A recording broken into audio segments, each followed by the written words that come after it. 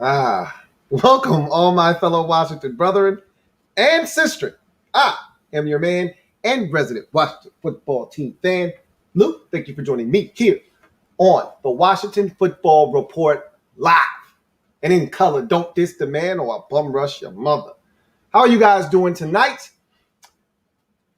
I want to ask you guys a question. And this question really is going to be the basis for tonight's show. Now, obviously, the show goes wherever you guys take it. You guys usually take over the show and talk about whatever it is you guys deem necessary. But this is the question that I want to pose to you guys tonight. Has your expectations for the season changed? I talked to so many people, and the expectations for the season are quite lofty, almost scary even. So I'm asking you guys out there, what are your expectations for the upcoming season? And I can tell you this right now, just looking at where I started this process with Ron Rivera in terms of when he took the job, the expectation was, okay, 3-year, 4-year process. Remember, I talked about last year that Ron was coming in here. This was a total rebuild. He was going to have to build this thing from the ground up. The roster was not trash, but it wasn't great. The culture was awful. It was one of the worst in the league. And it was going to take some time. I told you there were no expectations last year. I said, I don't really know if they're going to be big expectations this year, but the year after that, remember, I kept saying 2022, that's the year. That's the year where we need to be winning something meaningful and playing for something meaningful. That's the year where there will be expectations from me. That's how we started out when Ron got this job last year. And I want to say late December, early January. That's where we were. I want to say it was late December. He got the job in Washington. You fast forward to July of 2021, and I'm going to be honest with you. My expectations have changed for this team. Now, are they lofty expectations? I talk to a lot of you out there, okay? There are a lot of you Washington fans out there, and you guys are talking about this team as if they're going 12-5 this year, 13-4. Now, I don't have us doing that, okay? I don't have us winning that many games. I told you I'm a 9-8 guy right now, okay? I'm a 9-8 guy. Until I see Ryan Fitzpatrick or whomever's at quarterback be consistent, and the schedule is murderer's row. And, I don't like to play the schedule game, but look, we know which teams, again, barring catastrophe, we know which teams are going to be good and which teams aren't, okay? The quarterback position usually tells the story there. We're not talking about a team that, like the Dolphins, for instance, last year, who got hot, won some games, but their quarterback situation wasn't really, it wasn't ideal. But they won 10 games last year. And then we think they could be good this year. Like, that's not what we're talking about. We're talking about the best of the best in the league at the quarterback position. We're playing those teams. Those are the teams that are usually good year in, year out because they have the guy at the most important position that allows them to be in the conversation each and every single year. The Russell Wilsons, the Patrick Mahomeses of the world, the Aaron Rodgers. These are the teams that we are playing. Tom Brady. These are the teams we're playing on the schedule. These are the quarterbacks that we will face on the schedule. And the list goes on and on and on. So, with that said, how do you guys look at this season? What are your expectations? Because I talked to a lot of you, and again, this is the last time I'm going to say this because I've already said it 2 or 3 times, but 12-5, 13-4. I'm hearing crazy numbers as if we figured out the quarterback position. Just a year ago. And I also want to know, where were you when Ron Rivera took this job from a big picture standpoint? What did you think that this team was going to be in terms of this rebuilding process? Where did you think they would be in the process at this point? Because I can tell you this much. Let me just say this. Had we not won the division last year, that 7-9 would feel a lot different than it does right now. The 7-9 that we had last year, it feels like 9-7 because we won the division, we hosted a playoff game, and we took the eventual Super Bowl champions to the limit. Now, again, they didn't have their best player. I don't care. That's not our problem. We didn't have a quarterback. We had a guy in there that hadn't started a game all season for us. So there are no excuses. Nobody cares. Nobody wants to hear that. At the end of the day, we pushed them to the limit. Not wearing it as a badge of honor. We didn't beat them. But it showed that we had the mettle to go toe-to-toe with the league's best. So the 7-9 last year feels different. But it's not different. It's 7-9. Okay? We didn't win 10 games last year. We snuck in the back door of the worst division in football.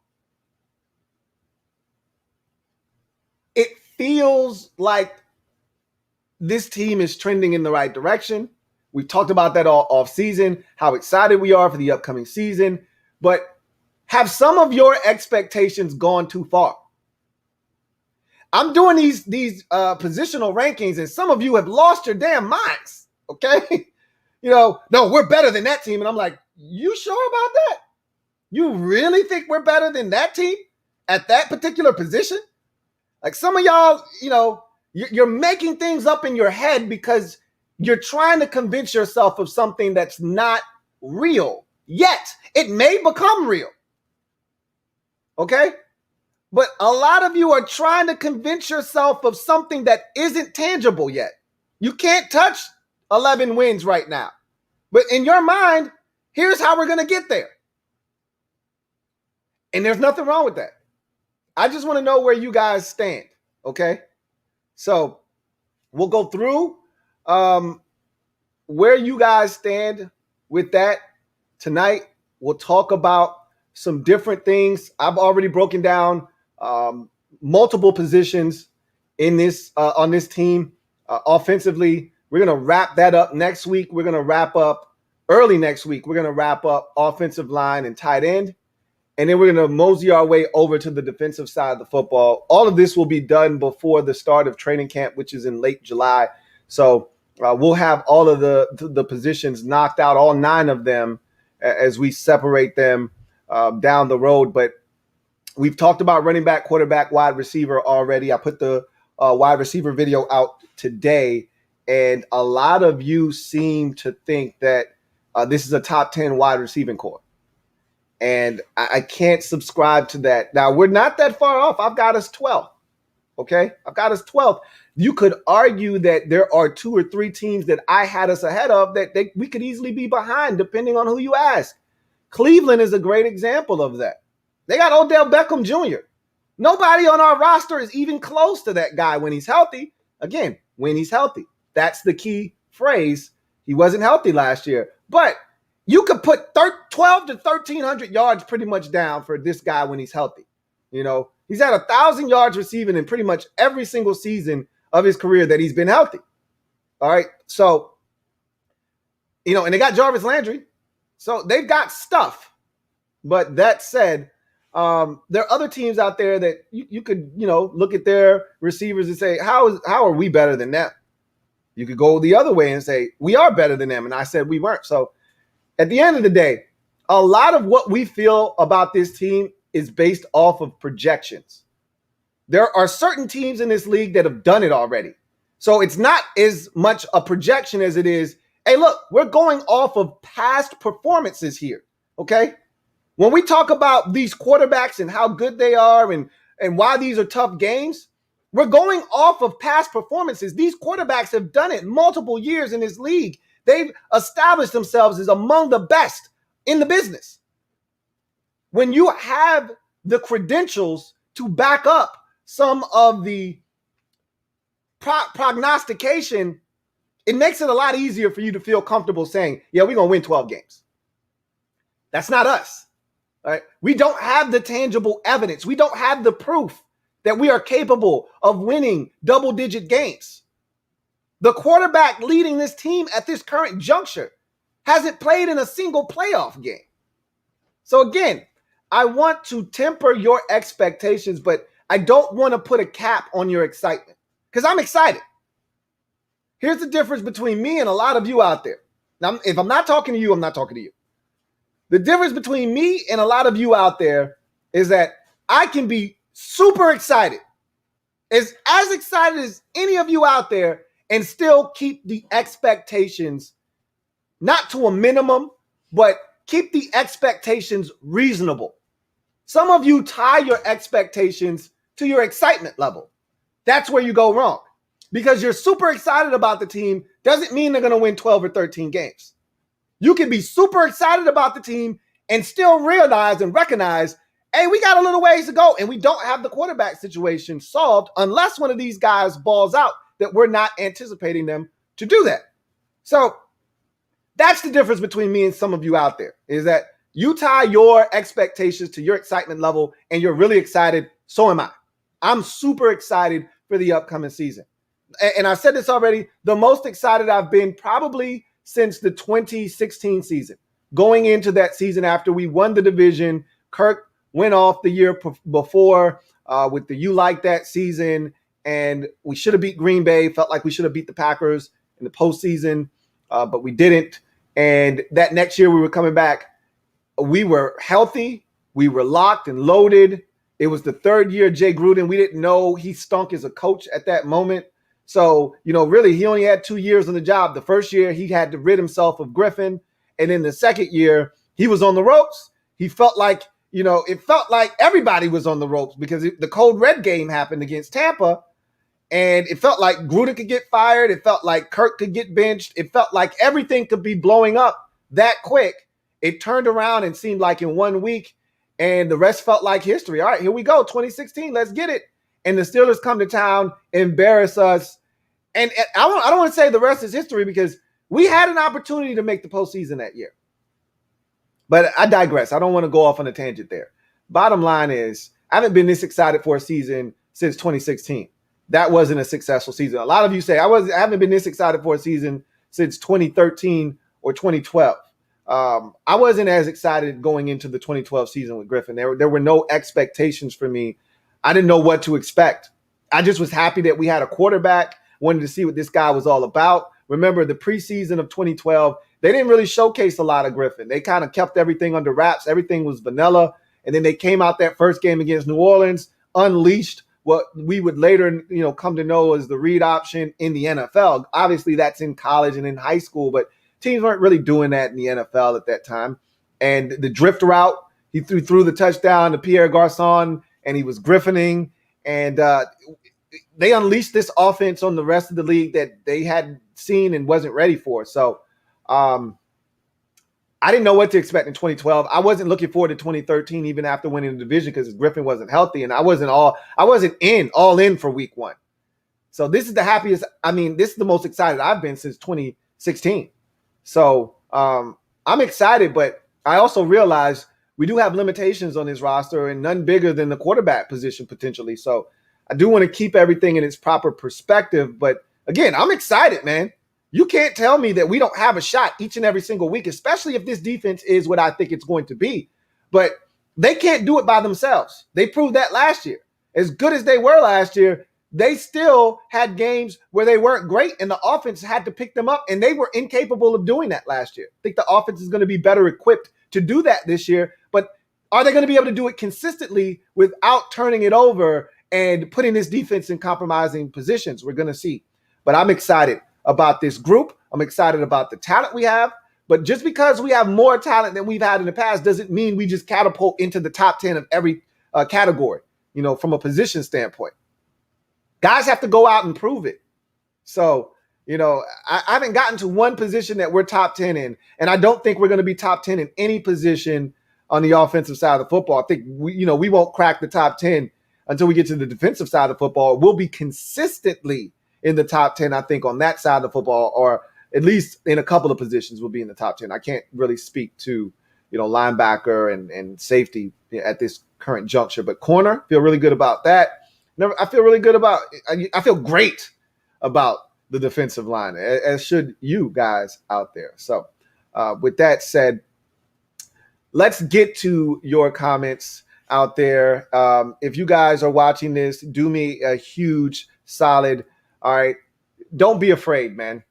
Touch the like button. All right. Subscribe to the Louie T Network for more great content. Turn on your notification bell so you don't miss a thing, and make sure that you are locked and loaded to the Louie T Network, because so much content is going to be coming out of this thing. For most of you, you are well aware of what you are in store for, but before you know it, it'll be time for the Washington football nightly program to make its return for season number 2. Season 3, if we go all the way back to the Redskins nightly news, but season 2 of Washington Football Nightly. So that'll be on the horizon. Before you know it, we'll be having Washington content every single night here on the Louie T Network, Monday through Friday. So if you are not a subscriber, what are you waiting on? Hit that button. So with that said, let's get into some of your comments out there and get to any super chats that may be available. We start the night with my guy, Door Gunner. Thank you for the super chat, Door Gunner. Greatly appreciate you. My guy, Door Gunner, writes, expectations for me is just to be competitive in every game, improve on both sides, and prove to me that last season's improvement wasn't a fluke. Thank you for the super chat, Door Gunner, and I couldn't agree with you more. My biggest thing has always been, just give me a chance in the fourth quarter. That's all I want, because I can feel good about, and again, no moral victories. I've stated that numerous times, no moral victories, but I can feel good about a game that we were in. We had a chance to win, and we just found a way to not make winning plays at the crucial juncture of the game. But there's nothing worse than getting your doors blown off and getting into the fourth quarter and you're just kind of playing out the string like we were the first couple games of the season. After we beat the Eagles, we pretty much got our asses taxed against the Arizona Cardinals. And then we were leading going into the fourth quarter against Cleveland. And then they went off on us in the fourth quarter. And then we had an embarrassment of turnovers. And that thing wasn't close late in that ball game. So, and then the Ravens game, we never felt competitive in that game. The Rams game was a total ass thrashing. Like, those are games that are frustrating because you're watching it and you don't stand a chance to win. The games that I love, even when we lose, are the ones where we're right there. Now, it's gut-wrenching, like the Giants the first time around, where you're driving for the game-winning touchdown, you fumble it away, only to have a chance to then send it to overtime after driving it right back down the field, scoring a touchdown, deciding to go for 2, which I was all in favor of. I know a lot of you and most people think that was the wrong decision. I was in favor of going for 2, okay? And you don't get it. You lose the game. That's gut-wrenching, but we had a chance in the fourth quarter. That's all I ask for in any game. Give me a chance. Would I like to be kicking somebody's ass and stomping a mud hole in them as we get through the fourth quarter and we got nothing to worry about? Sure, but how often does that happen with us, really? The only game that we had that was like that last year was the Dallas game, and we were sweating our asses off for 3.5 quarters. We didn't blow the doors off of Dallas until the mid-stages of the fourth quarter when things started to get a bit out of hand. So that was a close game throughout, and then we ran away from them late. So for me, I just want to be competitive, like Door Gunner said, and I told you this already, and I'm going to repeat myself, and I'm going to continue to repeat myself because this has been a hallmark of Ron Rivera coached teams, okay? They play hard, they play disciplined. When you play hard and you play disciplined for 60 minutes, you give yourself a chance. If the talent disparity isn't as wide, you give yourself a chance in this league, okay? Because just playing hard and playing smart isn't going to beat teams that are playing hard and smart that are just better than you. Now, you get a team that's better than you, but they're not well coached and they're not playing smart ball, you have a chance. But when you get teams that are disciplined and they're much better than you and they're well coached and the talent discrepancy is huge, well, you're probably not going to, it doesn't matter how hard you play and how disciplined you are, you're probably not going to beat that team. But we're going to have a chance because our talent is starting to come closer to the pack. Last year, we were at a deficit. And so when we played some of the better teams, we struggled early in the season. But as the season wore on, we gained more confidence. Guys figured out their roles on this team. We started to mesh and gel together. Even the better teams in the league, we started to play a lot more competitively. Didn't have a ton of games against them, but we went toe-to-toe with Seattle. Probably should have beat the Seahawks. We had Tampa Bay on the ropes. They were the better team. They proved it. But we were able to sustain. We went to Pittsburgh when they were undefeated, and we beat them. Spotted them 14 and came back and beat them. So I think that Ron Rivera is going to have this team competitive. And I told you this already. This team will fight for 60 minutes. That's what I saw last year. If nothing else, if you didn't learn anything else last year about this team or about this organization led by Ron Rivera, the teams that he's going to put on the field on a weekly, monthly, yearly basis, is that they're going to play hard for 60 minutes. They may fall short, but we're never going to walk away from a game saying they quit. They showed us that last year. And when you play as hard as these guys did for 60 minutes, you're going to have a chance to win some ball games. You'll luck into a win or two. And ultimately, you're gonna get teams to quit. You're gonna pound them into submission. You're going to outlast some teams when you play as hard as we did last year. And I think we're going to see that again this year. Now, the difference is the schedule is a lot tougher this year than it was last year. Whereas you could get by playing, hard and smart against the Lions and have a chance even though falling down early. You could have a chance playing hard and smart against the Ravens, and even though we never felt like we were going to win that game, they didn't totally blow us out of that game either. We were in that game for a while. This year, it's going to be a lot different. You can play hard and smart against Cincinnati, and that's good enough to get you a win. Same thing with the 49ers. Last year without all of those players that they had injured. You can play hard and smart. That's enough to get you a win.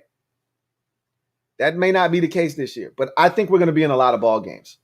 Thank you for that super chat, Door Gunner. Really do appreciate you. Got another super chat here from my guy, John Perez, my guy, JP. Thank you for the super chat. Greatly appreciate you. JP writes, my expectation for the 2021 season is a division title and a playoff win. A Lombardi trophy may come in a year or two if we get either Rodgers or a young QB. So JP has lofty expectations. Now, how lofty are JP's expectations? We don't know because JP didn't put a number on it. He was smart. JP didn't say 12-5 division winner and a playoff win. JP said a division win, a division winner, and a playoff win. That could easily be 9-7. This division could stink again, and it could be 9-8 could be good enough to win the division. And you could get a team that you could handle in the first round, and you could win a playoff game. That's conceivable. Very conceivable. We don't know what the NFC East is going to be. I think it's going to be a much better division. I've already said that. I think the Giants have vastly improved their roster. I think they're a much better team than people are giving them credit for. They're scary and dangerous. And you know what Dallas is. They got Dak Prescott back. That automatically gives them a chance. And everybody wants to talk about how bad their defense is. Yeah, it was atrocious last year. They're not being coached by Mike Nolan anymore, okay?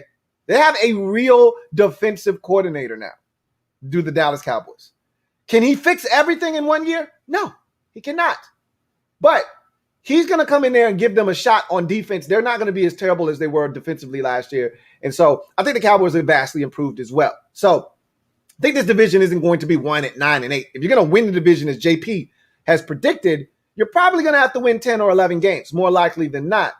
Maybe even 12, depending on how good the other teams are in the division. That said, JP didn't put a number on it. He said division winner and a playoff victory. I would love to advance to the second round of the postseason, but you know what I really just want to do at this point? I just want to get to the playoffs in back-to-back seasons. That's a milestone in itself. When's the last time Washington has been to the postseason in back-to-back years? You have to go all the way back to the early 90s with Joe Gibbs 1.0. For the last time Washington made the postseason in back-to-back years. Gibbs 2.0 didn't do that. Shanahan didn't do that. Obviously, he only made it to the postseason once. And Gruden didn't do that. Okay. He only made it to the postseason twice, and they were spread out. So, or take that back. He only made it to the postseason once, and that was 2015. So, we haven't done it since 91, 92. 91 won the Super Bowl. 92 Gibbs' last season in Washington, we made it to the postseason. Think about that wrap that around your brains for a second. Let that marinate. Taste that for a second. That tastes disgusting. The fact that I'm sitting here and telling you it's been essentially 30 years. 30 whole years, 3 whole decades, essentially 28 years since Washington has gone to the postseason in back-to-back seasons. Are you kidding me? So at this point, I would love to talk about getting a playoff win. How about we just get to the postseason again and make it 2 in a row? Whether we win the division or we get in as a wild card, honestly, I could care less. I just want to get in. I would prefer, obviously, to win the division, get a home playoff game with fans in the stands. That is the preference.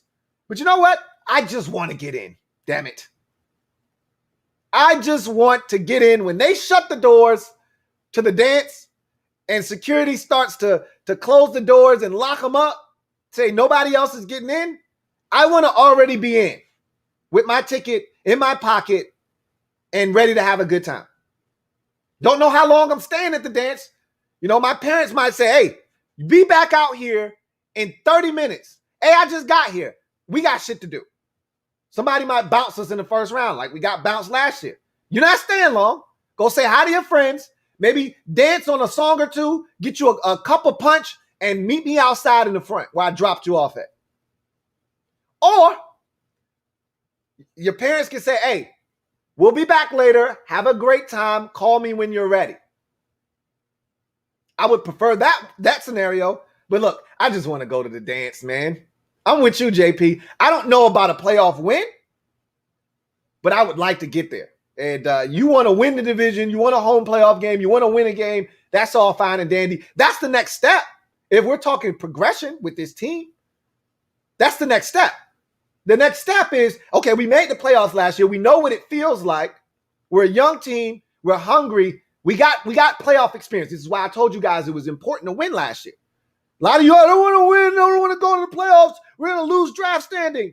It's stupid. This is why it's important. Those guys needed to taste playoff success.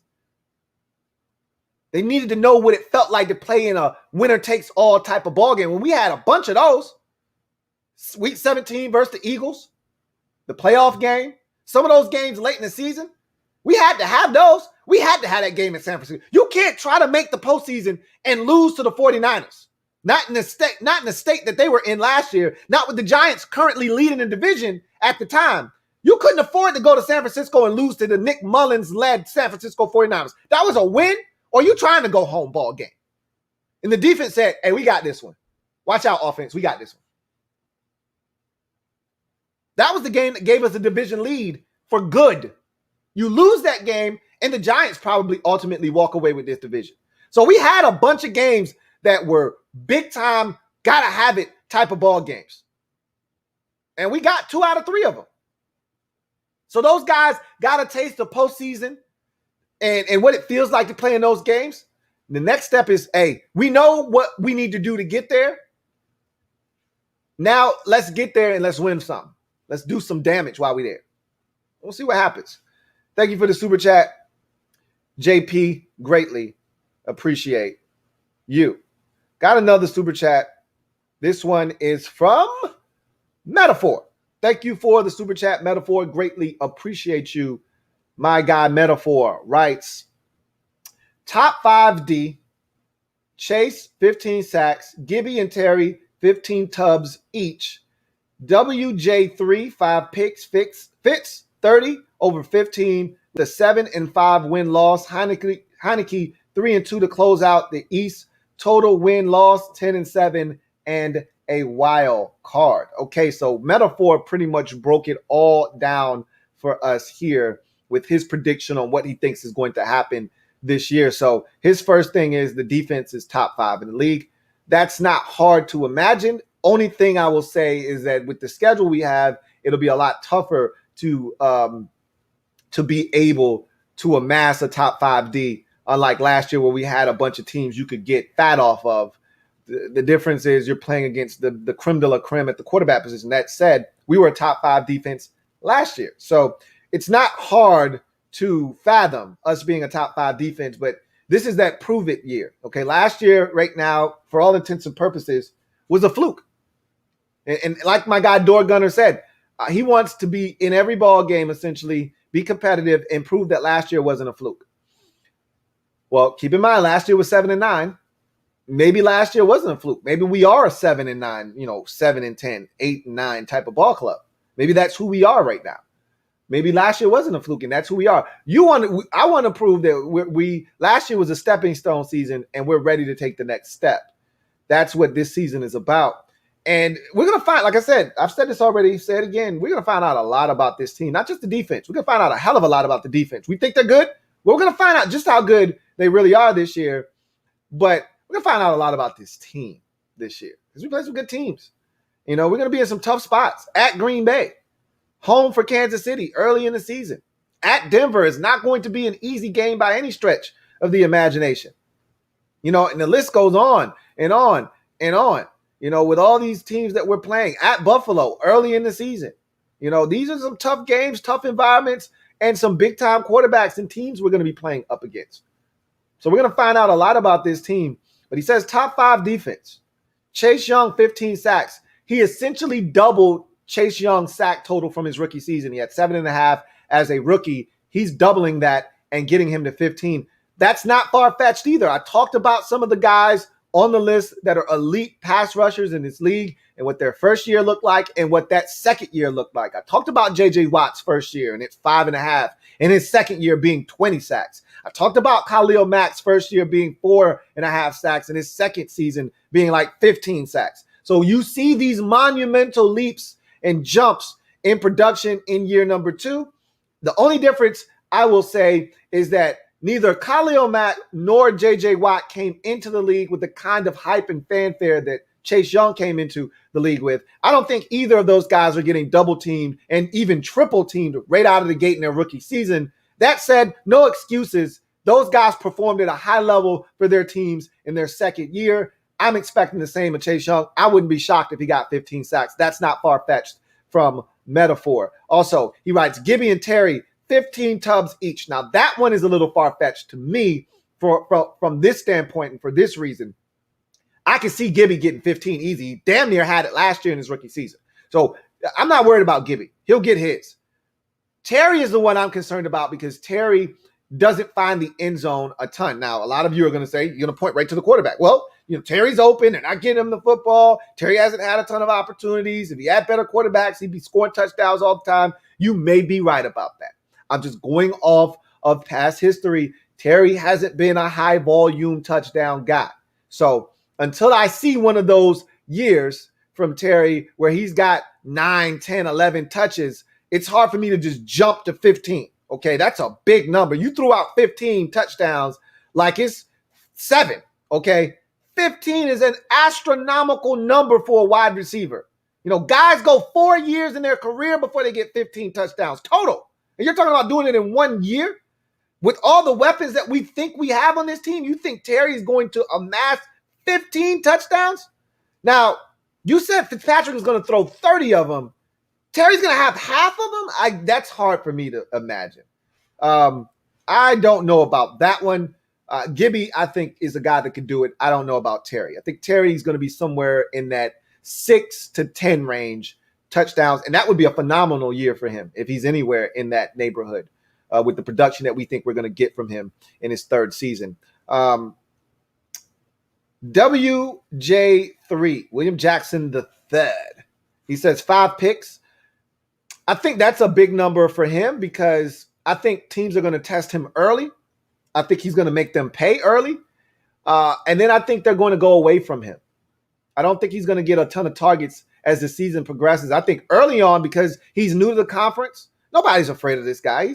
He's not Jalen Ramsey. He's not coming over here with this massive reputation that precedes him, where teams are going to go away from him. They're going to try him first, and he's going to have to prove in the NFC that, yeah, I'm legit. Y'all don't want the smoke over here. So until he does that, I think teams are going to test him, and it's his job to make them pay. If you keep knocking balls away, they're going to keep coming at you because you're not making them pay. If he's able to pick 2 or 3 of those things off relatively early in the season, I think that's going to, change the mind of some teams, and I think you'll see less targets come his way. I don't know if he'll end up with 5, but I could see him having 5. It's not out of the realm of possibility. I just don't see him getting the requisite number of targets his way to amass 5 interceptions. But we'll see. Like I said, different conference. These quarterbacks don't know him as well. They're going to try him. I think they're going to try him and see what he's all about. And if he proves himself early, which I think he will, I think that will curtail some of the action that may be coming his way. He says Fitz, 30 touchdowns, 15 INTs. That would be a phenomenal season for Fitz. Yeah, I mean, for him to go 2-to-1 touchdown to interception ratio, I don't know. Let's check. I don't know if he's ever done that in his career. I think he might have done it once. I think he had 29 and 15 one year with the Jets. Let's look up Ryan Fitzpatrick's stats and see what's his best touchdown to interception ratio season. 31-15 in 2015. I said 29 and 15. It was 31 and 15. That's the best season he's had from a touchdown to interception ratio standpoint. Last year, he was 13 touchdowns and 8 interceptions. For all of you out there that continue to talk about, oh, he was so much better last year. He still threw 8 interceptions and only 13 touchdowns. You're still essentially, he wasn't even at a 1.5 to 1 ratio. He's really close, to a 1.3 to 1 ratio or so, touchdown to interception. So, he's still a guy that's going to turn it over. So 30 and 15 would be phenomenal for him. I'd take that, even though 15 is still a lot of damn interceptions. You got 15 interceptions, you're hovering around the league lead for the most interceptions tossed. You may not lead the league, but you're top 5 in interceptions thrown. That's a lot of damn INTs. But if you throw 30 touchdowns, you cancel out some of those INTs. So I'll take 30 and 15 from Fitz. He says with a 7-5 win-loss record, I'll take that from Fitz as well. But Heineke closes it out with 3-2, meaning either Fitzpatrick got injured or something happened, because if Fitz is 30 and 15, 30 over 15, and he's 7-5 on the season, I don't see him getting benched. So that must mean he must have gotten injured, and Taylor Heineke had to come in and finish up the season. But he says Heineke goes 3-2 to close out, and the East close out the East, and the win total is 10-7 in a wild card. So we don't win the division with metaphors, prediction, and scenario, but we do get in as a wild card. And look, I just want in. 10 wins would be the first double-digit win season since 2000. And did we win 9 or did we win 10? I thought we were 10-6 in 2012. Let's see. I always get this mixed up. So let's see what Washington's 2012 season was, and see what their final record was that year. I remember I keep thinking we were 3-6 going into that bye week after losing to Carolina, and then we won 7 in a row. But I could be wrong. So let's check and see what our win-loss record was in 2012. All right. Jesus. I can't seem to pull it up to save my life. All right, let's try this again. I didn't type in the right stuff. They sending me all over the place. 2012 season. All right, here we go. 10-6. So I was right. We were 3-6. We lost to Carolina going into the bye. They weren't very good. That was the homecoming game with D'Angelo Williams, where he got pissed off about, us, having a homecoming game. That was the first time we had that homecoming game with Bruce Allen, and we wore the throwbacks, and they had the little programs, and he wasn't too happy about that. And they beat us. They weren't good that year either. That was some early Cam Newton. They weren't a good team, but they came to Washington and they beat us before the bye week. And Mike Shanahan came in after the game and said, we're going to start evaluating players for next year. And Griffin's like, next year? We're going to win this year. We're going to win games this year. And I'm not giving up. I'm going to try to run the table. And that we did, at least for the regular season. We won 7 straight, went 10-6. And that's the last time we won double-digit games. So 10 wins. I mean, I know it's a 17-game schedule now, so I don't know if that diminishes double-digit wins or not, but I'll take it. 10-7, I will take it. That's better than what I have this team going, which is 9-8. But again, that could change when I actually sit down and look at the schedule. But without looking at the schedule, first blush, before we found out when we were playing, who we were playing, and the various primetime games and what may have you, I just threw out 9-8.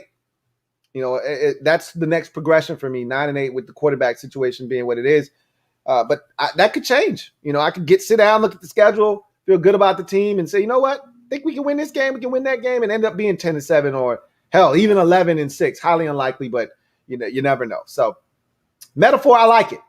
I don't agree with everything, but I like what you're doing there. The only things that stick out to me, Terry with 15 touchdowns, I don't see that, and 5 picks is a ton for William Jackson III. Not saying that he's not capable, but I don't think he's going to do that. But we will see. Anyway, thank you for that super chat metaphor. Got another super chat here from Lamarick Anderson. Thank you for the super chat, Lamarick Anderson. Greatly appreciate you. Who writes, I don't expect anything. I am a Washington football fan. However, I wouldn't be surprised if Fitz has fun with this group in the latter part of his career. CCS. Thank you for the super chat and the shout out to the CCS. If you haven't subbed that up, please do so. Only if you're going to watch the content. I changed my mind and reversed course on that. But I appreciate all of you who have subbed that up. And if you want to support, you want to sub it up, knock yourself out. Really do appreciate you. But if you're going to watch the content, be really more than happy to have you over at the CCS. But that said, you're not dissimilar from a lot of fans, including myself, who have been scarred by this organization over the years.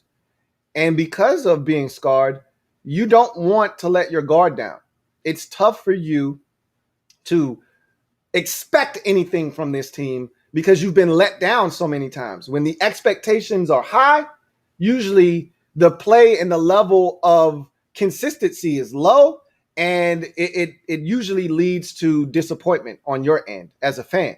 So I understand why you don't want to expect anything, why you just want to kind of let the chips fall where they may. Excuse me. However, at some point, we have to start demanding excellence of this organization. I don't think we're at that point yet, okay? When we have the horses, if I'm a Packers fan, I demand excellence in a Super Bowl from that roster. You can't keep going to NFC Championship games and falling short. I demand excellence, especially while we still got Aaron Rodgers, and who knows how much longer that's going to be for. So I need a chip now because I may not get another opportunity. Who knows if Jordan Love is any good or not? So we're not at that point where we can demand excellence, but we're getting close. We're just so hungry for a winner. We're starving, man. Our stomachs are touching our backs. We're so damn hungry for a winner here in Washington. It's been too damn long, which is why there are so many fans out there that are like, look, I don't give a shit what you got to do. If you can get Deshaun Watson, get him. If you got to give away Chase Young, give him away. Get Aaron Rodgers, whoever. I don't give a shit. Get somebody in here that can win us a Super Bowl. We are so hungry. And I understand that side of the argument. The side of the argument that I don't understand are the fans that think Ryan Fitzpatrick is going to come in here and just all of a sudden change his stripes, at this point of his career and just have a ridiculous season. It could happen. but it is highly unlikely, okay? Highly unlikely. But all bets are off. Anything can happen.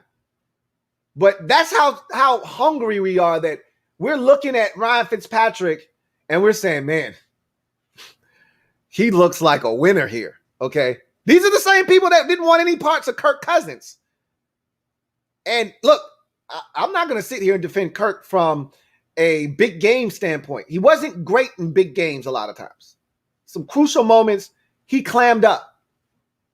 But at least we were in those positions, and we were only in those positions because Kirk Cousins was good. Not great, but he was good. Because we damn sure didn't have any running back talent nor defensive talent when he was here. So we've got all of that now, and we've got Ryan Fitzpatrick. I understand why you're not sold and you don't want to take that leap of faith. I get it.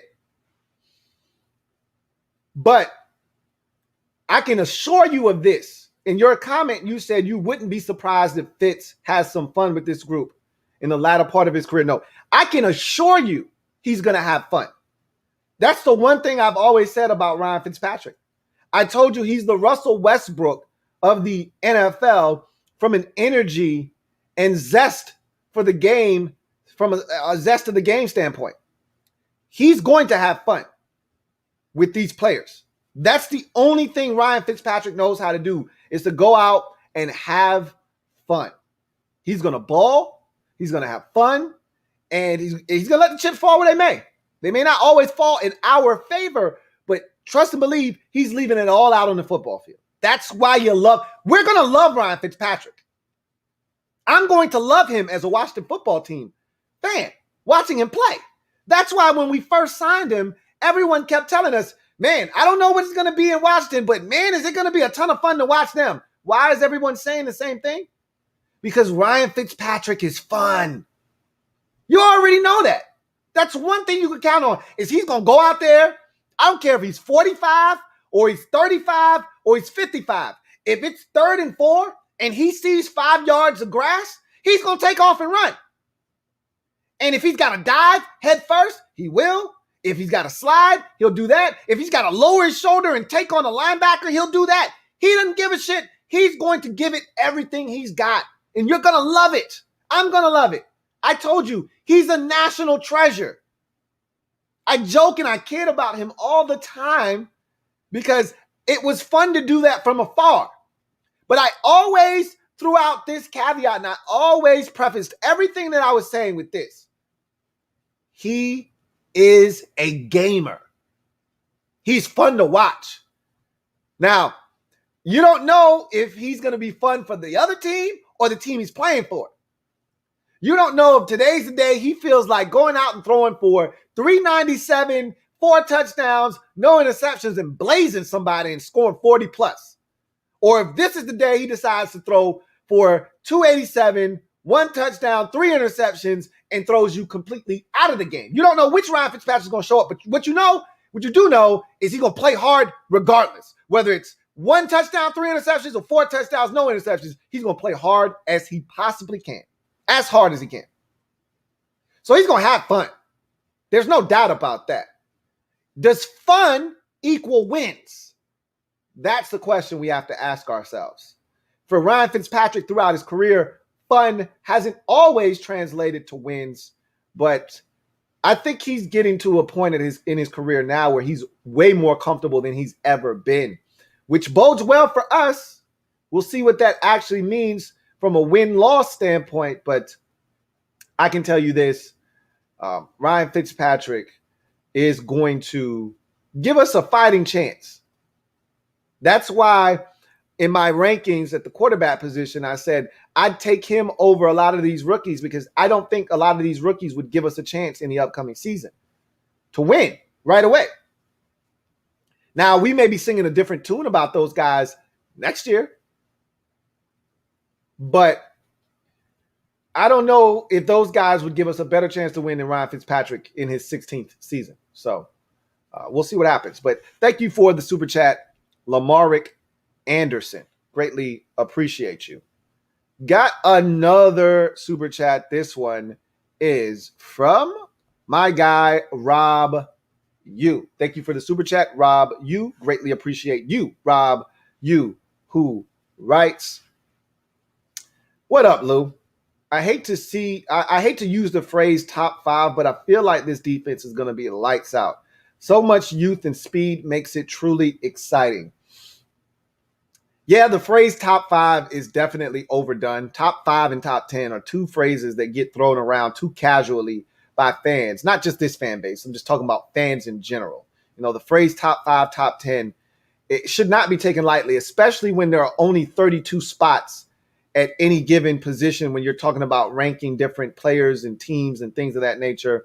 If you're talking positional groups, there are 32 positions. There's 32 of that specific position around the league. And when you're talking about ranking teams, you're talking about ranking defenses. There are 32 defenses. There are 32 offenses. It's hard to be among the top five. Yet, everyone wants to throw that phrase around. It's hard to be in that discussion year in and year out because all it takes are one or two unforeseen circumstances, i.e. the San Francisco 49ers last year. You think they counted on Nick Bosa going down in like week 3 of the season and not getting him back? You think they planned on having 3 or 4 of their other guys on the defensive side of the football getting injured and a few more on the offensive side going down? No. They weren't the same team defensively last year because of all of the injuries. They were the best defense, and it wasn't even close in 2019. Few injuries later, and they're just a team. They're just a bunch of guys on the defensive side of the football. But they fought every single week. And that's why Robert Saleh got the job. Because in the face of adversity, he continued to keep those guys fighting, despite having some of his best players out. They went to Arizona late in the season and beat the Cardinals. When the Cardinals were playing for their playoff lives, they had nothing to play for, and they went to Arizona and beat them. So I said all of that to say this.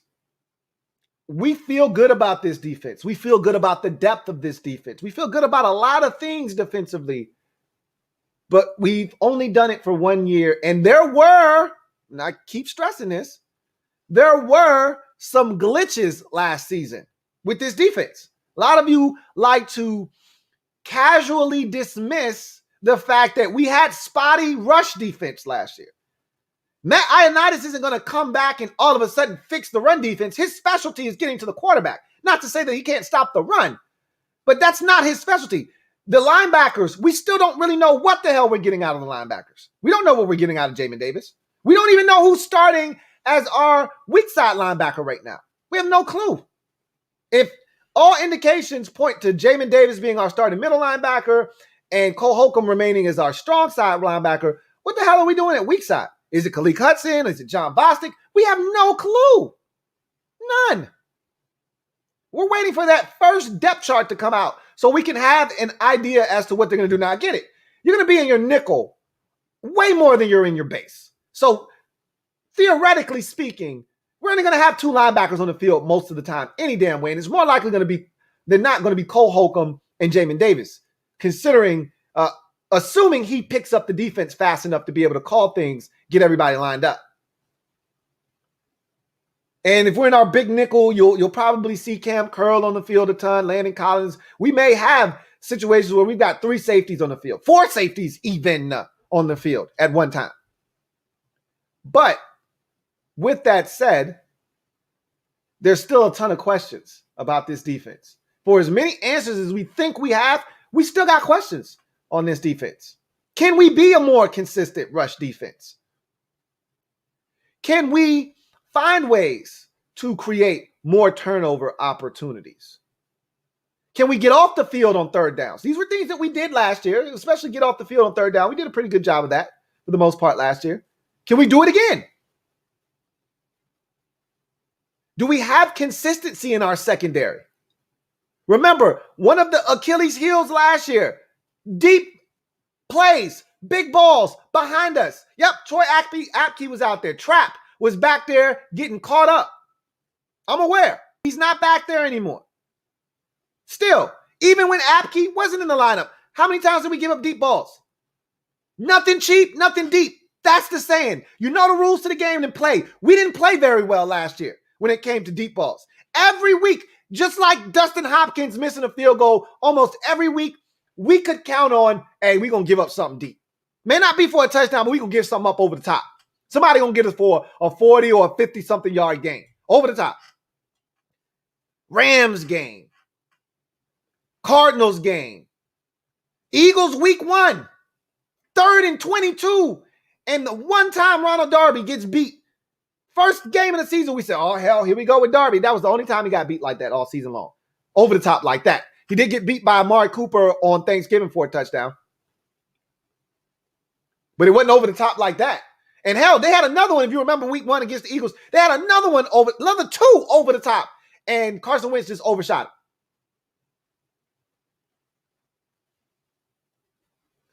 You go through the list. The Rams game, easy touchdown for Robert Woods, who's not even a deep threat.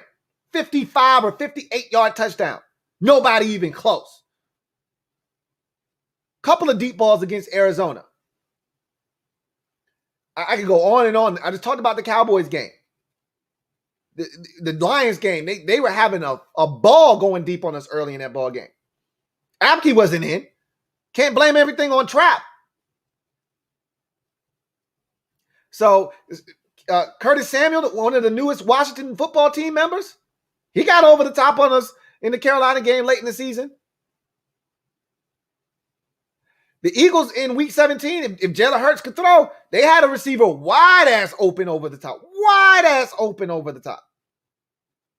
We got to clean that shit up. And I know you're saying, well, we got William Jackson. Well, guess what? The guy he's replacing wasn't the problem last year. So it's not like we shored up one of the issues. We took a guy that wasn't a problem last year and we upgraded him. At least we think we did. So we still got some issues, man. Our nickel situation isn't great. We don't know what's going to happen there. We don't know what their thinking is. We keep making up all of these suggestions. Oh, they're going to take Juice, stick him outside, and that's going to allow them to put Kendall Fuller inside. Well, we don't know if they're going to do that or not. At least not early in the season. Maybe that'll happen eventually, but we don't know if they're going to do that or not. We don't know if that's their plan. We have no idea what they're going to do yet. Their plan may be to take Kendall Fuller and put him at safety, for all we know. We have no idea what they're thinking about doing. So, yeah, it's exciting talking about this defense and all the speed and all of the possibilities to get to the quarterback. And, you know, we're excited about some of the pieces of the secondary, but I could play devil's advocate and try.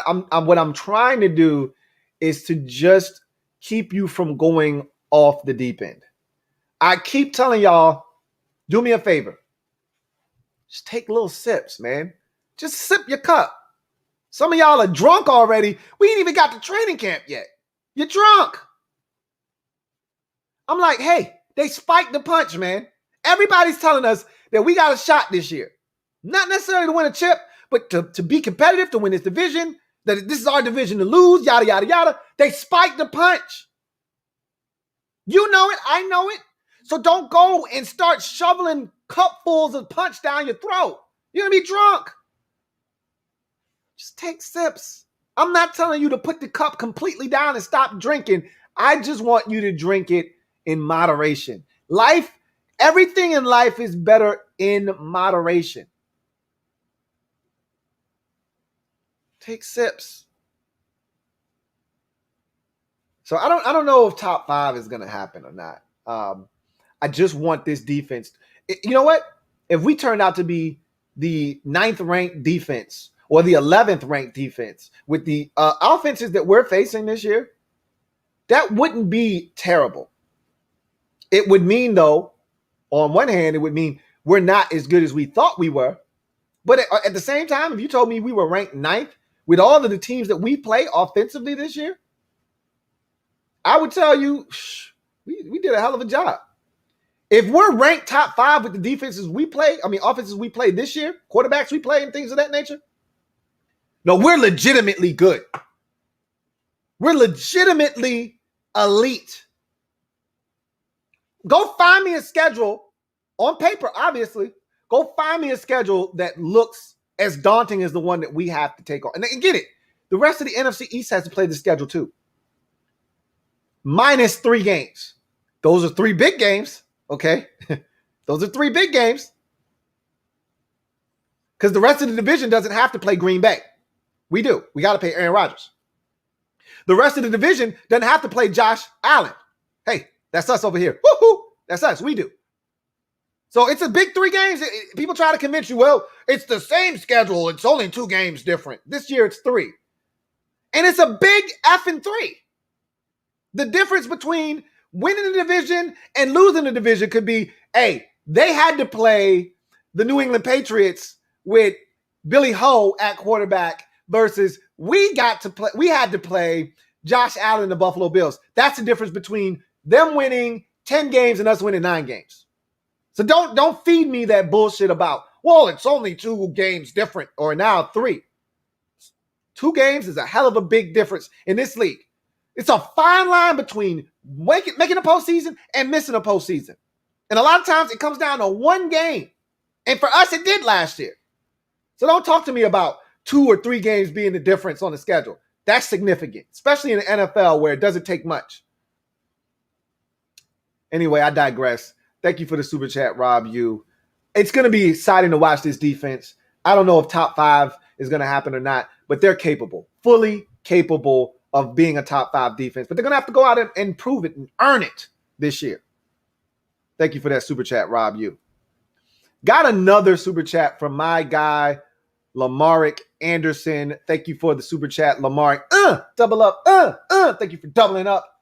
Lamarick Anderson, greatly appreciate you.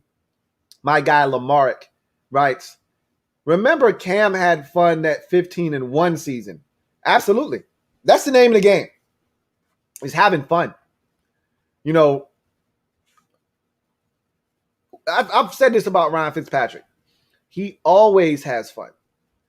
But when you look at quarterbacks in this league, the ones that have the most success, they look like they're having a blast out there.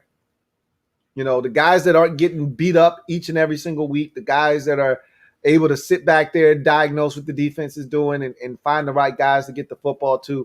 I remember Brett Favre saying that he loved playing football. And we used to always, you know, you would always hear people talk about, look how much fun he's having. He would throw a touchdown pass, run. And we see Baker Mayfield do this all the time. He's the new Brett Favre, if you ask me, in terms of how he plays the game with such exuberance. He'll throw a touchdown pass. Baker Mayfield will run 60 yards down there and greet the guy that caught the touchdown pass. Brett Favre used to do it all the time. There's that one clip of Favre throwing a touchdown pass, running down and picking the guy up that he threw the touchdown pass to. I think it was like Robert Brooks or somebody, or Antonio Freeman, goes all the way down there and picks him up, and he's carrying him on his shoulders. That was Brett Favre. He was excited. He was full of life and joy. He had a zest for the game that was unmatched. And he said at the back end of his career, he could have played another 10 years. Physically, he could do it. The problem was he didn't want to deal with the Monday through, Friday, the meetings and the practice. And he was over that shit at the end of his career. He's like, I'm done with that. If I could just show up on Sundays and play, I'd play for another 10 years. You got to love the process. Like Tom Brady loves everything about football. Like he's one of those guys that I think when it's all over, he's going to struggle. He's going to have to be around football because he just loves it so much. It's a part of his fabric. It's a part of his DNA. He's not going to know what to do with himself when football no longer exists. That said, Fitzpatrick is another one of these guys. He loves everything about football. He loves the process. He contemplated retiring. He contemplated it. But he told his wife, I'm having so much fun. And I feel like I'm playing the best I've ever played in my career. Like, how can I walk away now when all of these things are going for me? And she's like, you'd be a fool to walk away. So he's back. He's going to have fun. That's never been an issue for him in his career. The issue is consistency. That's been his issue. And a lot of you point to the fact that he's never been on a team as talented as this one. I can't speak to that. I don't know about every single one of the teams he's ever been on. I don't think he's ever been on a team with this much defensive talent But offensive talent, he's been on some teams that have been pretty talented. I don't know if they've been more talented than our team or not. I can't say. I can't confirm nor deny that. Bottom line is, as a whole, I don't know if he's been on a team more talented than the one he's on right now. I just know that he's never won consistently in this league. And until he shows me that, I'm going to continue to think that that's going to be something that continues to prove itself out on a yearly basis. But I'm excited either way. He's going to have fun. And remember, Cam was an MVP in that 15-1 season. We don't expect that from Ryan Fitzpatrick. Anybody can have fun when they're in the midst of a MVP season. So, thank you for that super chat and doubling up, Lamerick Anderson. Greatly appreciate you. If you're out there and you're watching, want to take the time out right now to thank you for watching this installment of the Washington Football Report Live. If you are a member of the Mob Squad, please make sure that you get you some merch and rep the Mob Squad to the fullest. Hashtag Mob Squad. We in the building. All right. Stand up. We in the building as always. So make sure you get that merch. If you aren't a member of the Mob Squad, the link is down in the description of this video to become a member of the Mob Squad. So make sure that you grab some merch and rep the community. So with that said, let's get to some more comments. Got another one here from Rob U. Thank you for the super chat, Rob U. And double up. Thank you for doubling up, Rob U. Greatly appreciate you. My guy, Rob U. writes, Lou, I think Terry will benefit the most from having a gunslinger in Fitz. You think this will be a true breakout season for him? I do think he's going to get more opportunities. The thing I think he's going to benefit from the most is the talent around him. I think Fitzpatrick is a guy that is going to give you opportunities down the field. He's going to push the football vertically. He's going to give you chances. And Terry, that's a lot of times that's all he needs is a chance. I can't tell you how many times Terry had one-on-one last year. And I'm not saying he was absolutely winning on these routes. Guys were there. They were in phase. But allow Terry to go up and make a play. There was a play against William Jackson, as a matter of fact, last year in the Cincinnati game where he got a chance. Kyle Allen, I want to say it was Alex Smith, was in that game. Gave him a chance down the field. Terry went up and got it. He didn't get many opportunities to do that last year. Now, there were other opportunities in that game where William Jackson knocked the shit away.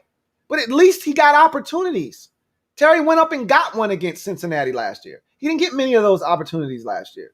Even when there's a guy in coverage, Fitzpatrick's going to give him a chance. As long as it's not double coverage, he's going to give him a chance down the field. So I think more so than just Fitzpatrick, though, it's Curtis Samuel. It's De'Ami Brown. It's the addition of all of the other Adam Humphries. It's the addition of a second tight end. It's all of these things that I think are going to really help spread the field out and not condense things so much for Terry. Last year, it was easy to just dedicate a safety over the top and a defender watching him inside and say, all right, we're going to take 17 away and make other guys beat us. They're not going to be able to do that as effectively this year. If they decide to do that, other guys can hurt you. And I think all it's going to take is for De'Ami Brown to get loose vertical 2 or 3 times early in the season for teams to say, okay, we got to watch number 2. He's dangerous. And now 17 can hit you. It's only going to take a few times for Adam Humphries to work the middle of the football field before he becomes a priority on third down. We already know there's a chemistry between Humphries and Fitzpatrick. So it's not going to take long for some of these guys to make an impact that's going to loosen up things for Terry. So I do think Terry's going to benefit from not only Ryan Fitzpatrick, and I think that is the biggest change from a year ago, is he's got a guy that's going to give him the football. But more so because even if those other guys didn't exist, if it was the same cast of characters and it was just adding Fitzpatrick, Yeah, Terry probably would have an uptick in production, but he'd still be seeing the same coverages. He'd still be seeing cloud and umbrella coverages. He'd still be seeing safeties over the top. He'd still be seeing the same coverages that made it hard to get him the football consistently. Whereas now you add in these other weapons, it's not going to be as easy for them to say, all right, we got to take 17 away, make somebody else beat us. Well, other guys can beat you if you're not careful. So I do think Fitzpatrick's impact is going to be felt, and it is going to be great. However, I don't want to dismiss the fact that we've added more weapons. That was just as important as adding a quarterback, this offseason, or at least adding another guy to the mix. If you would have went out and gotten a Stafford, that would have blown everything else out of the water. But, you added a Fitzpatrick. We'll see, just how much of an impact that truly has on this offense. Obviously, the biggest thing that they went into this offseason saying, and they've admitted this, to a certain degree, is we need to have more chunk plays. That was my remember I talked to you guys after the championship game, and I did a Washington report live that following week, and I asked you guys specifically the question. I don't know if some of you remember this or not. I said, what did you learn from championship weekend? That off week when there was no football, the week leading up to the Super Bowl, the week prior to the Super Bowl, when we start to kind of build the excitement for it. I asked you guys specifically, what did you learn about, what did you learn from championship weekend as it pertains to this team? And I started the conversation, and a lot of you guys echoed and piggybacked off of what I said. And the first thing that I noticed is that the 4 teams that were left in the tournament as we got to the championship game were pretty much all teams that were explosive offensively and at the drop of a hat could be in the end zone, kicking an extra point. And, you could argue, and a lot of you just skipped all of that shit. It was like, yeah, that's cool, Louie T. But honestly, it's the quarterback. All 4 of them had elite quarterbacks. That's true. I got nothing for you there. But even if you remove that piece from it, they had offenses that at the blink of an eye could be in the end zone. 3-play, 73-yard drive touchdown, capped off by a 61-yard touchdown strike. Every single team in championship weekend had that capability. We didn't have that capability. I sat here with you guys one show and said, how many deep balls did we have last year? How many touchdowns over 40? And I said 1, and a lot of you corrected me. It was like, no, we had 2. We had and both of them were by Terry, obviously. We had some big plays. Antonio Gibson had, a big run against, I want to say it was the Ravens on a jet sweep that he took. He had some big runs against Dallas. I know he had a big run in particular late in the game for a touchdown against Dallas, but we didn't have any. I don't think we had any 40, 50-yard runs for touchdowns. We might have had some 40-yard runs, inside the 5-yard line, things of that nature. Antonio Gibson had a wide receiver screen that popped against, I want to say it was the Ravens again. Didn't score a touchdown on it, though. But Terry had the deep touchdown against Dallas over their rookie Trayvon Diggs. And then Terry had the catch and run touchdown against the Giants, where they should have tackled him. I don't know how they didn't tackle him. He breaks away and then takes off for the end zone. Other than that, I don't think there were any other big touchdowns. He had a big catch against the Ravens, a diving catch down to like the 1-yard line, and Dwayne quarterback sneaked it in.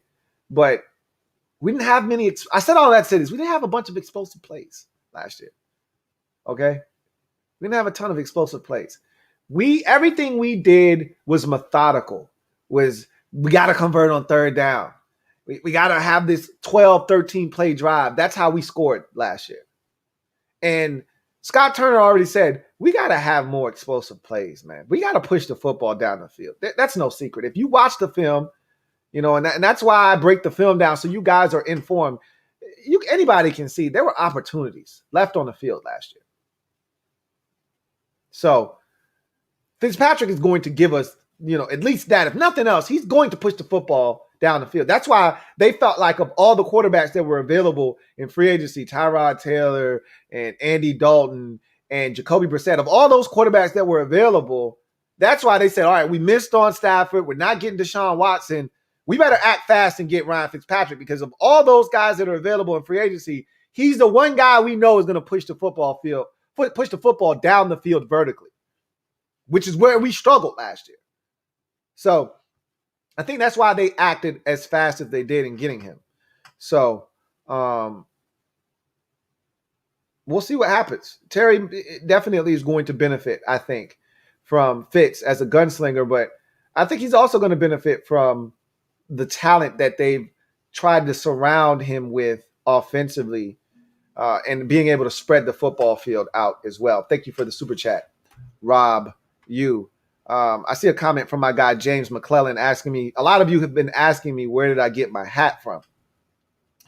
I got this offline on, you've seen the commercials a million times. You've just ignored them or you've turned to television.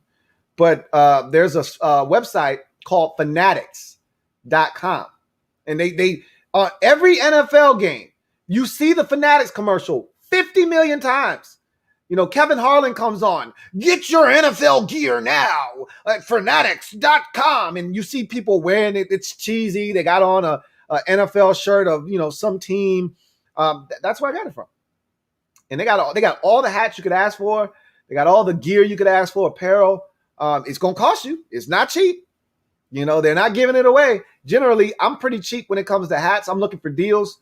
I usually get my hats from Lids, but they didn't have them. They're not selling them, it seems like, at Lids. So I had to go the Fanatics route. I feel good about my purchases, by the way. Even if they change the name, this will be a throwback hat. And I like it. I've always loved this. I've always loved this font, and I always loved the old look. Joe Gibbs used to always wear the hats that either said Redskins Washington in small letters and in Redskins, or he would wear the hats with the R on it, like my black one when I'm dressing all black, like the Omen, where I've got the all black hat with just the R on it.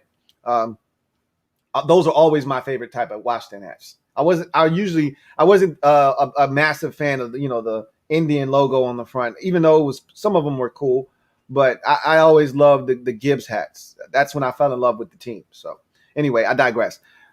Thank you for the super chat, Rob. You once again got another super chat. This one is from my guy, Kevin, the PRF. Thank you for the super chat. Greatly appreciate you, Kevin, the PRF, who writes, I got excited when I heard some NFL analysts describe Cosmi as the best run blocker, offensive tackle in the draft. Where's our running game ceiling this season? First of all, I don't know where you heard that, but that is false. Samuel Cosmi is nowhere near the top of this year's crop of offensive linemen in the run blocking department. As a matter of fact, that's one of the areas he needs to shore up and improve at. If you talk to anybody that's watched Samuel Cosmi film, they'll tell you he's not a road grader. You know, he's not a put your dick in the dirt guy in the run game. He's an athletic marvel that right now is best when he's protecting the quarterback in the pass game. You know, he's got good feet. I think his technique can be a little bit better, but he's got great feet. He's a tremendous athlete, and so he can move his feet laterally. But by no means is he taking a guy and driving him, 2-3 yards back off the ball, creating a new line of scrimmage. And honestly, I didn't even see much of a nasty streak in him. Not to say that he won't get nasty with you, but that's not who he is. I've said this about our offensive line. A lot of you do not want to hear this because you long for the days of the Hogs and dominating games up front and bludgeoning people to death with the ability to run the football. We haven't been that way since the Clinton Portis days when Joe Gibbs came back for 2.0. That was the last time that we were physical up front and that we would take teams' will away from them with the ground game when Gibbs would turn around and hand it to Portis 27 times in a game for 185 yards. We're not doing that anymore. We haven't done that in over a decade, okay? So those days are gone. And I don't see them coming back with Scott Turner as the offensive coordinator. And Samuel Cosmi, I've said this about the offensive line. We are a finesse offensive line, guys. Understand that. Like, we can run the football, but that's not our strong suit. It's not our best attribute about our offensive line. there are certain guys on the offensive line that have the ability to dominate their guy one-on-one, but as a collective unit, we are not a grit and grind, grimy, nasty, physical Tennessee Titans, Cleveland Browns, Baltimore Ravens type of offensive line. It's not who we are. We're a finesse offensive line. We want to get in your way. We're not necessarily creating space, but we're going to get in your way. Samuel Cosme can do that. But by no means are we clearing out space. And in this day and age of football, you don't necessarily have to do that. If that's not who you are, if that's not your identity, be who you are. So we run out of the gun. You can't be a physically imposing run game when you're running out of the gun primarily. We're a gun run team, essentially. So we get under the center and we hand it off. I don't want to make it seem like we don't, because we do. But a lot of our runs come out of the gun, and that's okay. I'm okay with that. Bottom line is Samuel Cosme isn't one of the best run blockers in this year's draft class. I think that's false. Secondly, what's the ceiling of the run game for this offensive line? Middle of the pack in the league, honestly. You know, we're not terrible. And we're not the best either. We're somewhere in between. I think it wouldn't shock me that if we look up at the end of the season, Washington is ranked 17th or 18th in the league in rushing. I think that's right about where we'll be, honestly. Yards per carry, amount of carries. Because we've seen Scott Turner get pass happy, and with Ryan Fitzpatrick, I could see him getting a little excited and getting into an offensive rhythm. And with these teams that we'll be playing, balance may be thrown out the window at times. You know, when you're playing Patrick Mahomes, we go into the game knowing more likely than not, unless the defense has an out-of-body experience or one of those dominant performances, you're going to need 35 more likely than not to win the game. You're not probably going to get that on the ground more likely. Probably going to have to do that through the air. You know, you're playing Aaron Rodgers, it'd be nice to go out there and amass 227 yards of rushed offense, but more likely than not, you're going to probably have to throw for 45 and 3 touchdowns to beat Aaron Rodgers. You want to beat Josh Allen in Buffalo? More likely than not, probably going to need to score 31. That's just the facts of the situation. So I think that the offensive line has a chance to be solid from a rushing standpoint. I think they're going to be really good, a quality group in terms of protecting the quarterback. But running the football, I don't want to sell you guys a dream. I've been adamant about this for a very long time. This goes all the way back to Gruden, because even with Shanahan has the zone run blocking scheme. It's a stretch offense. They're not power. They're zone blockers, but are they good. You know, you could say that we were dominant on the ground in 2012.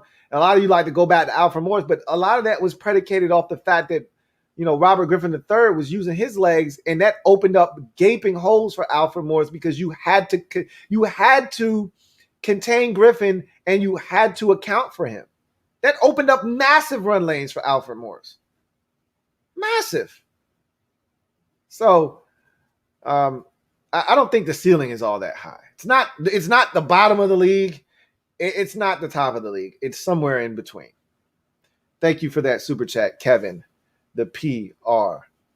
Got another super chat. This one is from my guy, Rob U. Thank you for your third super chat of the night, Rob U. Greatly appreciate you, Rob U, who writes, Jamin Davis is in a perfect position behind this D-line to have a better than expected rookie season. Really excited about the kid. As am I. I saw a lot of talent on tape, but I saw a lot of unrefined talent, a guy that was still learning. And you got to understand, Jamin Davis is very, very young, hasn't played a lot of football, hasn't been a starter consistently in college, only got the nod in his final year at Kentucky because his roommate had a stroke. So he took advantage of that opportunity. He did not look back, but I just want you guys to understand he's still young in football experience. That said, you can't teach what this guy has. Either you have it or you don't. I mean, the guy is damn near 240 pounds, or 235 essentially, and he ran a 4.4 40, and he's got the build of an NFL linebacker. Like, he looks the part of an NFL linebacker. He looks like today's NFL linebacker. Lean, fast, physical. That's what you're looking for. And that's what he is. So I'm excited for, a chance to have a guy that can play on the opposite side of the line of scrimmage, because John Bostic was scared to do that last year. He was scared to play on the opposite side of the line of scrimmage. He had to see it and see it and see it, and then he wanted to go. Well, it's too late now. We want a guy that he sees it and goes much faster than slow. Jamin Davis is going to do that. And it's only going to take one time for you to see Jamin Davis in action for you to go, oh, that's why they drafted him in the first round. Because let him get a seam, let him see something, let him go track it, and let him go unabated. And you'll see the speed. You don't see it as often as you would like to see it, okay? You don't see it as often as you would like to see it. That may change at the NFL level. Again, hard to play fast when you're still learning. He was learning last year. But when they turned him loose on a blitz, or a guy tried to run to the outside and he could just go, he didn't have to think, man, was that impressive. So I'm excited to see him as well. I think he's got a chance to really open some eyes in his rookie campaign and prove Washington right for spending the 19th overall pick on him in the first round. So we'll see. Thank you for that super chat, Rob. You got another super chat. This next one is from, let's see. I think they just skipped over a whole bunch of comments.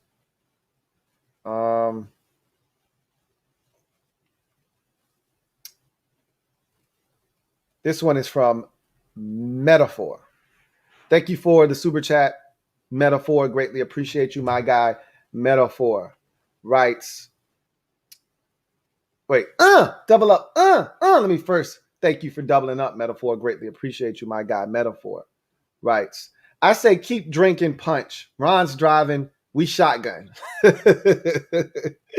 I like the way you think, other than the fact that if Ron decides, hey, I'm a little tired, I could either pull off at a rest stop or you could take the wheel, and you drunk, flat on your ass, we don't have to stop.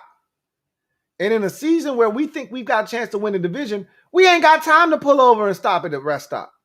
And so Ron can catch some Z's. We got to keep this puppy going. If we want to finish in first, it's a race to the top of the NFC East. We can't afford to be pulling off at a rest stop and closing our eyes for 5 hours. The Eagles and the Giants and the Cowboys, they're not pulling over and stopping. So sip slow. In case Ron says, hey, I need a little bit of shut-eye, you take over for a little bit, and after I rest my eyes for a few hours, I'll jump back in the driver's seat and we'll keep this party going. So you can't be drunk in the passenger seat, man. You got to be coherent. You got to be aware, and you got to be ready. And in case of an emergency, hopefully Ron doesn't need any sleep. But just in case Ron gets a little sleepy, eyes get a little heavy, hey, I got it, Ron. Go ahead and catch a couple, man. I got you. If you drunk on your ass, we're going to have to pull over. At a rest stop, shit could get ugly. So, no, I get it. We're in the passenger seat, but we're in the passenger seat for now. All right. Anyway, I like the way you think, though. Hell, we ain't driving. All right. Anyway, I digress. Got another super chat here from Lamarick Anderson. Thank you for the super chat, Lamarick. Greatly appreciate you, my guy. Lamarick Anderson writes, thank you for tripling up first and foremost, writes, Lou, screw mistakes. Chips on the table. I understand where you're coming from. But you even said it yourself. You don't have any expectations. You just kind of want to see what's going to happen. That's ingrained in you from what this team has done in the past. I just caution, everyone out there that this is Ron's plan. Ron's plan. So in order for this to work, we got to give it a chance.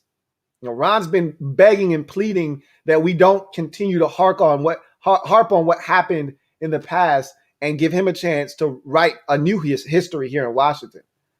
Well, we're trying, but you're going to have to overcome 20 to 25, 30 years essentially of scars that have been built up by this organization. Really, the heavy duty scars, the deep ones that will leave marks. They've been forged over the last 20 years, 2 decades with Daniel Snyder at the helm as the owner. So I get it, chips on the table, but it's tough, man. It's tough. Thank you for the super chat, Lamarick Anderson. Got another super chat. This one is from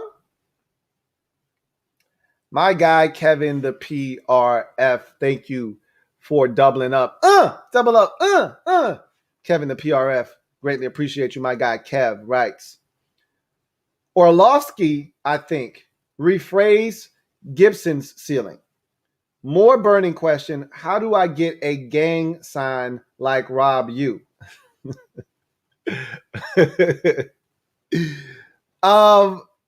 It's hard to make Kevin the PRF into something cool. Like Rob U is it's easy. Just throw up a U. I could have even went like that, but that's already taken. So you just get the U. But Orlovsky, you said rephrase Gibson's ceiling. I think Antonio Gibson's ceiling is through the roof. We've talked about that already. In just a shade over 14 games last year, and I was just on a show recently, and we talked about Antonio Gibson. We talked about who would lead the team in touchdowns. And I think it's going to be Antonio Gibson. And that's not hard. That's an easy one. If you're, if you want somebody to go outside the box, Antonio Gibson isn't the answer. He's the easy, low-hanging fruit answer. I mean, the guy played in, 14 games. But as I said on that show, he wasn't a factor early in the season. Remember, they were going with Peyton Barber and a lot of J.D. McKissick, early in the season, almost like Antonio Gibson was on a pitch count early in the season because they didn't know how much they could put on his plate. If you recall, it was Peyton Barber who led the team in carries in week 1 against the Eagles. I think he had 17 carries for like 29 yards, did Peyton Barber. They were impactful 29 yards, but it was a terrible, yards per carry average, but he got the job done. The following week against Arizona, I think it was a combination of Barber and McKissick, and they started to sprinkle in Gibby a little bit more. I don't think he really started to get his hands on the football until week 4. Remember, he had a fumble late in the first half against the Browns in week 3, and they kind of, cooled off on him after that. In that game, it wasn't until week 4 against the Ravens, I think he's when he's really started to become a focal point of the offense. He caught that. I want to say that was the same game. He caught the little wide receiver screen and broke off a big catch and run. And that's when I think he started to get a little bit more comfortable. So early in the season, he wasn't a massive part of the offense. So, he did a lot of damage in really a condensed amount of time. So when you look at his body of work, over 740 yards rushing or whatever it was, another 250 or so yards receiving in his rookie campaign, almost 1,000 total yards of offense from scrimmage. And before the injury, I don't know if he scored another touchdown post-injury, but prior to his injury, he was starting to threaten for offensive rookie of the year, at least getting into the conversation. He wasn't going to beat out either one of the quarterbacks, Joe Burrow, before the injury. Even post-injury, Burrow might have still won, if not for Justin Herbert. But he was starting to become a guy that people were looking at and saying, hey, do we need to start talking about this guy for Offensive Rookie of the Year? He was getting to that point before the injury in the game against Pittsburgh. So what did he end up with? Like 14 touchdowns on the season? Something like that? So, 12, it might have been 12 or something along those lines. Whatever the case may be, Gibson's ceiling is through the roof. I think he has a chance to rush for over 1,000, have another, 300-400 yards in receiving yards. And when we look up, he's got over 1,500 yards from scrimmage and 17, 18 touchdowns on the season. Like, he can have that kind of an impact. So I think his potential is frightening. I love it. Haven't had a guy in the backfield like that since Portis, honestly, that we felt like had immense upside. And I don't even think we ever got the best of Portis. I think the best of Portis was in Denver those first 2 years. I digress. Got another super chat. This one is from Metaphor. Thank you for tripling up, Metaphor. Greatly appreciate you, my guy. Metaphor writes, crazy thought. To get that dominant O-line, I say move Sheriff to left tackle. That's a problem. We'll talk about that in a second. We have a deeper guard depth, and he was the top prospect at Iowa before injury. Earned that tag. So, obviously, that's one of those fan pipe dream scenarios. It's not what we do here at this level. You don't just take guys. You do that in college, where you take a guy. Oh, we got crazy depth at guard, so let's take a guy that's a guard and make him a tackle if he's our best offensive lineman. That's what they do in college. You don't do that in the NFL. They drafted. Remember, they spent a top 5 pick on Brandon Sheriff to play tackle. They needed all of one practice. This had nothing to do with Brandon Sheriff getting injured.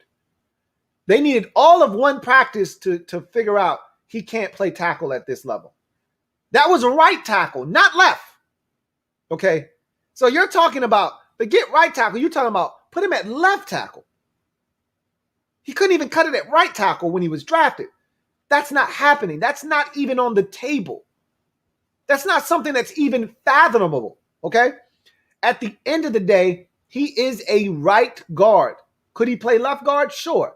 But he is a right guard and a dominant one. You're not going to take 2 positions and weaken them by trying to take one position and fit a square peg in a round hole. Sheriff is a guard. That's not going to make the offensive line stronger by putting him at left tackle. It's going to make it weaker by putting him at left tackle. So, him earning the tag, he just needs to stay healthy.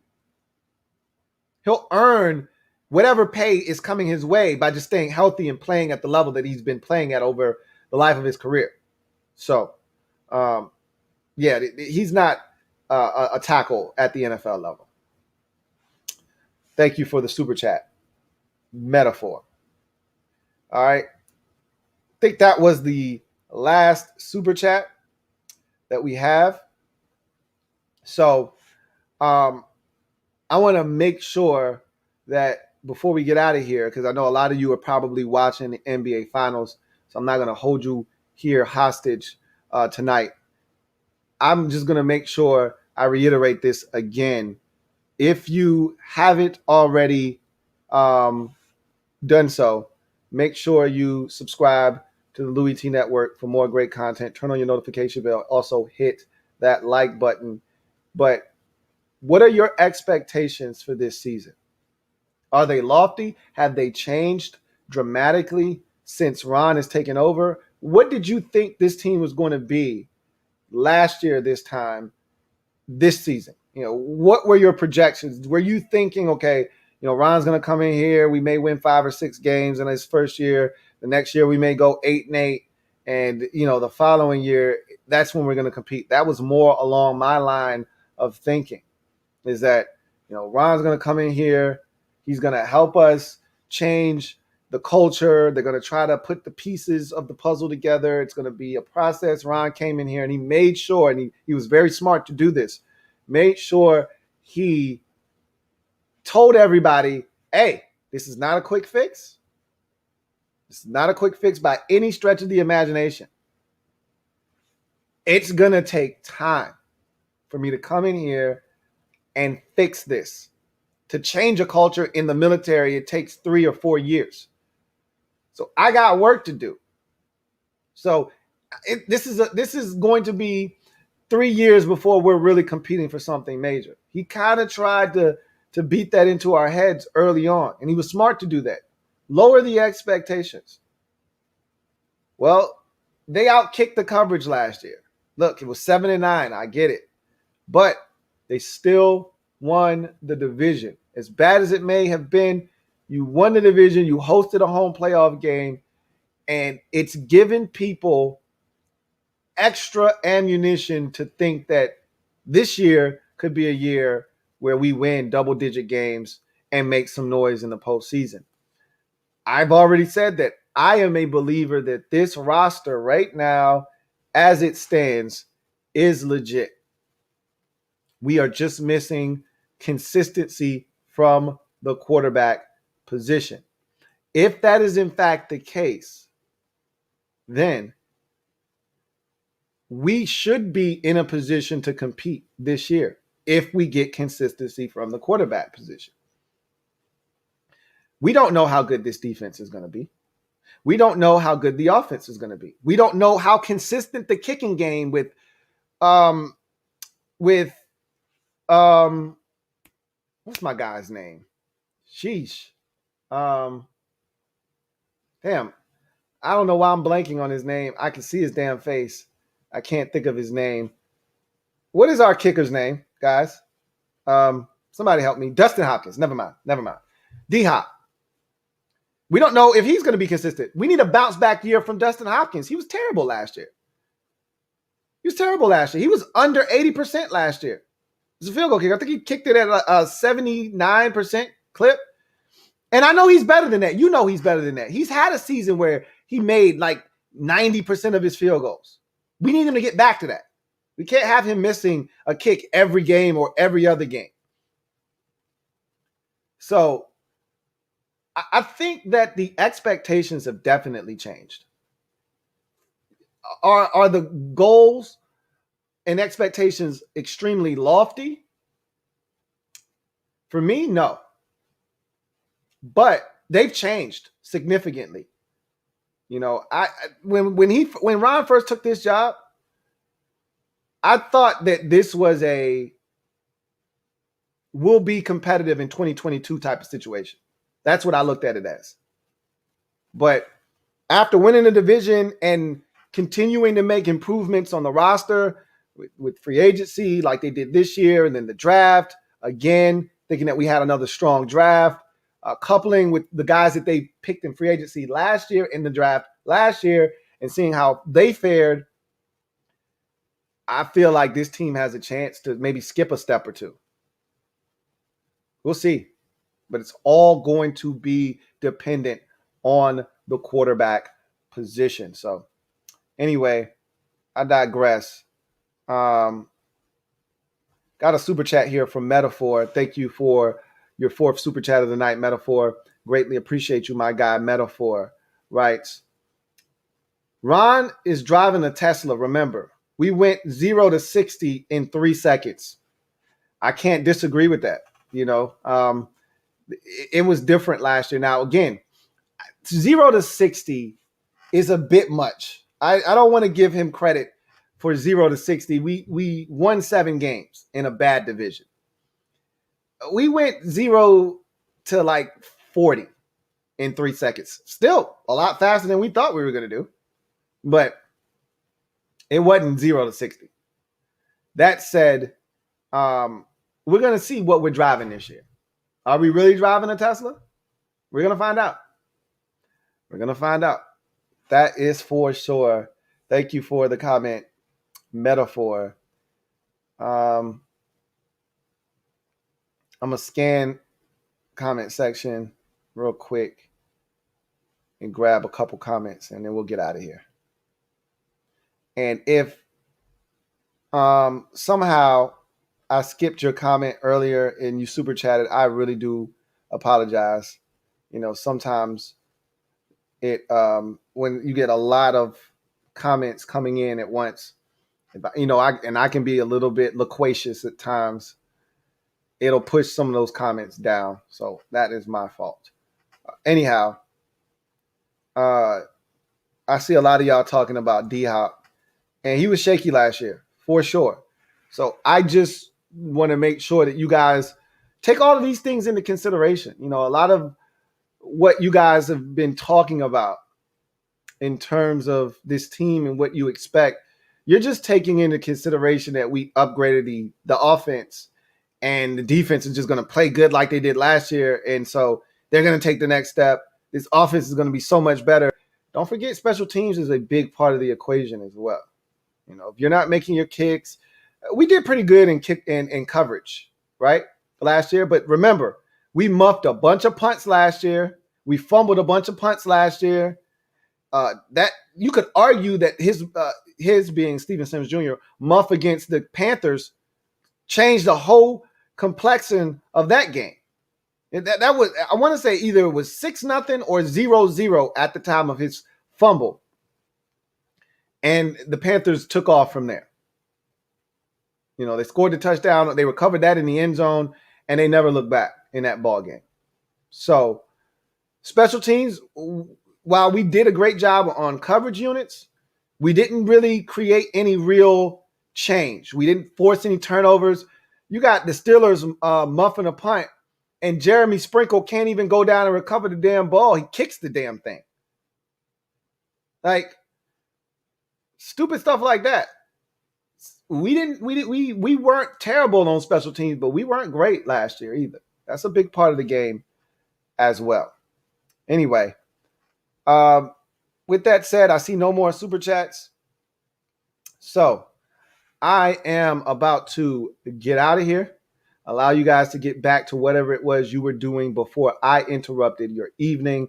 I really do appreciate you guys in the midst of the NBA Finals being on, taking the time out of your night to check in on your man Louie T and see what the hell I was talking about. Really do appreciate you guys doing that. I look forward to chopping it up with you guys next week. There will be more content coming your way via the series that we're working on here and the positional ranking series. So still have on the offensive side of the football, the tight end position to get to, also have the offensive line to explore before making our way to the defensive side of the football. So make sure that if you're watching this on playback, you can still be a part of this discussion, okay? Simply leave in the comment section, what are your expectations for the season? Are they lofty? Are they reasonable? What were they before? You win the division and you make some of the moves they've made this year with the draft picks and what we perceive to be another strong free agency class. What was your expectations for this team when Ron first took the job, and what are they now? So, I'd love to hear from you guys out there if you're watching this on playback, and I'm looking forward to chopping it up with you guys in the near future. Remember, I am a Washington fan, etched in burgundy and gold. My Washington spirit will never die. Washington spirit will never fold. Until we meet again, hail to our beloved Washington football team. You guys enjoy the rest of your night, and do me a favor, get off the bench and get in the game and kick it with me, your man, Louie T. Until next time, you guys have a good one.